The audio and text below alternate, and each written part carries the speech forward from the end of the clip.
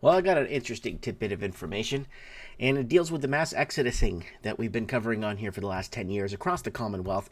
And let's bring it over to the city of Toronto, where select mayor Olivia Chow wants to bring Toronto's downtown back to life, and she's meeting bank CEOs about increasing office days to do it.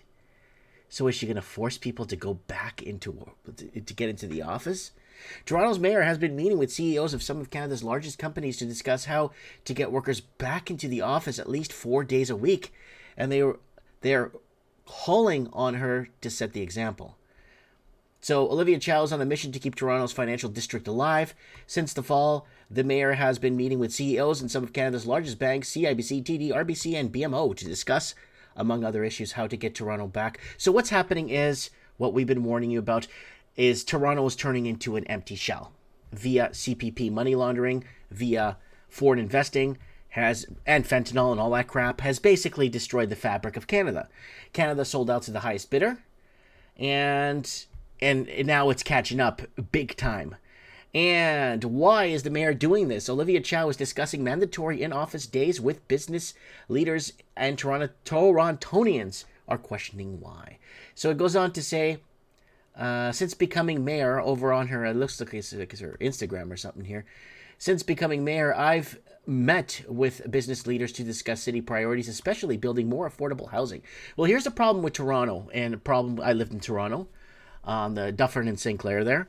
The problem with Toronto is getting into Toronto is a total nightmare, and it's gotten worse. I haven't been in Toronto in years, but I tell you, it's gotten worse to get into Toronto. And why do people have to go into Toronto? Why aren't people living in Toronto? Well, people mass exoduses Toronto over the last 10 years to compete with money laundering. So people started leaving because of artificial shortages. People, wages and incomes were not up to par or up to spec with real estate prices, right? So Canadians are competing with money launderers, and that's created these artificial shortages and all this stuff. Now, look at this one. You could try to bully workers back into the office, but that won't solve the real problem. Politicians and companies really care about revitalizing downtowns. Now, Toronto's a big skyline. It's a big city, folks. It's a big city, and it's got major arteries going through it, highways and stuff going through it, and it used to have great appeal, great attraction, an incredible amount of potential, right? And let's shuffle over to this. Let's revisit this. We did a few weeks back San Francisco, an office vacant space in San Francisco. Well, let's take a look at Toronto. Toronto office space hits a record vacancy rate, availability surges downtown. And the flight from Toronto office space was supposed to be temporary, but it doesn't look that way. Global commercial real estate agent Avazon Young data shows Greater Toronto offices hit a new record vacancy in Q1 of 2024. Even more space is available to rent as more tenants look to shed the pricey rentals through sublease. Nearly 1 in 7 square feet of office space in Greater Toronto is vacant. So Greater Toronto is the GTA, right? So Greater Toronto is seeing vacant office space surge. The vacancy rate for the region climbed 40 basis points to 13.7% in Q1 in 2024 and 150 basis points higher than last year. Roughly 1 in 7 square feet of office space is vacant, the highest rate going back at least to the year 2000. So you're getting more and more vacant office space. It's happening all over major metropolises across America. We were discussing downtown Los Angeles and then LA County area. We were discussing San Francisco. We're Illinois area. We're discussing New York. New York is seeing a rampant vacant amount of office space.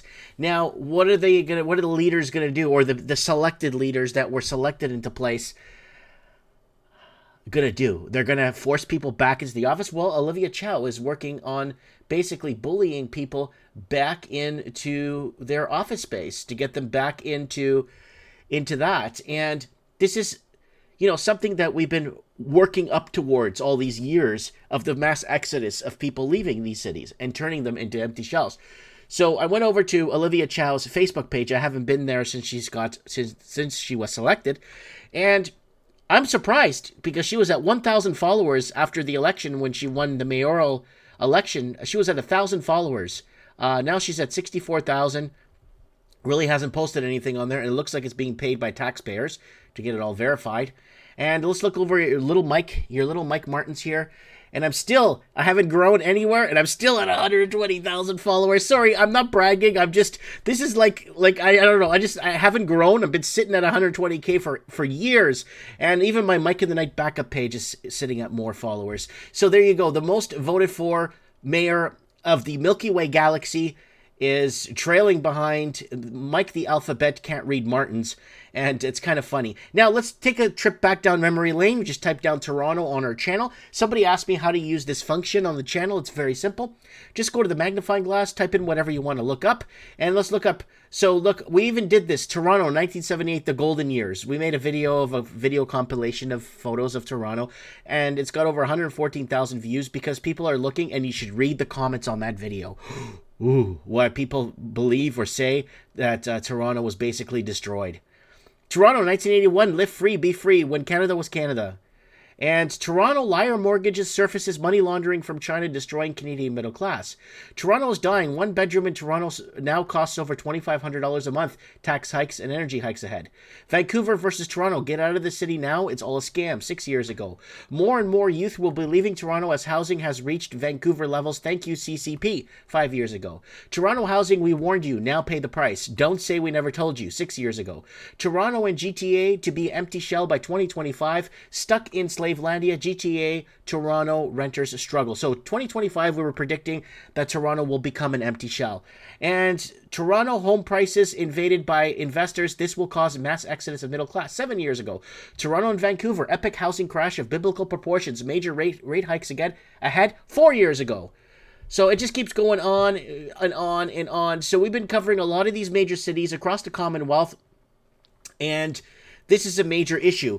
What are they going to do? Well, the first thing they got to do to fix this problem is they got to stop the money laundering. They got to stop the importing of fentanyl from China. They got to stop a lot of things. And once they audit the real estates and all the houses that are empty across Canada, I believe maybe 2 out of 7 units, maybe 3 out of 7 units in Canada are vacant, owned by foreign investors that create these artificial shortages and people have nowhere to live.